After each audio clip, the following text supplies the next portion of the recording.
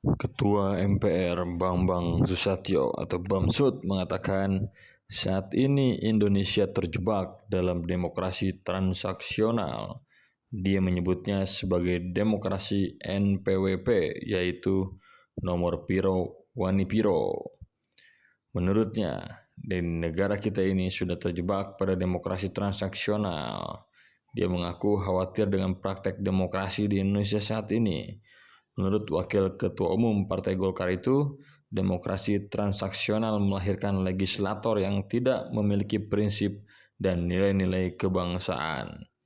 Bamsud mengatakan, jika praktek demokrasi NPWP terus berlanjut, maka akses masyarakat terhadap demokrasi akan tertutup. Dia berpendapat Indonesia akan dikuasai segelintir kelompok yang memiliki kekuatan ekonomi untuk berkuasa. Dia pun meminta KPU dan Bawaslu untuk meningkatkan pengawasan terkait potensi pengumpulan dana kampanye di pemilu 2024 oleh kontestan pemilu. Pasalnya, kata pria yang akrab disapa Bung Bamsud itu, ada beberapa modus aturan pengumpulan dana yang kerap terjadi. Hal tersebut berdasarkan temuan Pusat Pelaporan Analisis dan Transaksi Keuangan atau PPATK di lapangan. Karena itu, Bamsud pun menyarankan KPU dan Bawaslu untuk melakukan kerjasama dengan PPATK.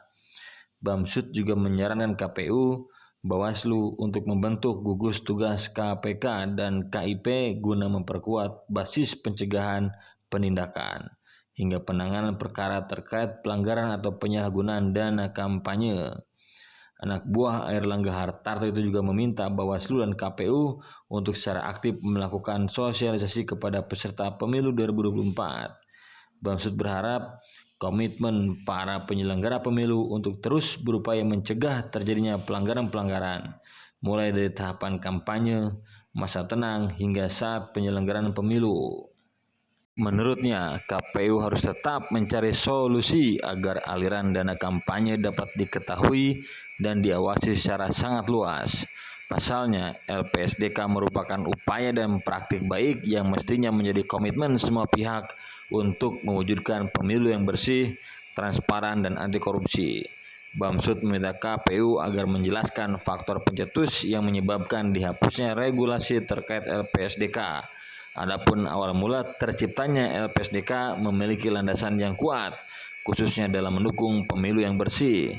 Tidak hanya itu, dia juga meminta Badan Pengawas Pemilu berkoordinasi dengan Pusat Pelaporan dan Analis Transaksi Keuangan atau PPATK guna menelusuri aliran dana di masa kampanye bagi peserta pemilu.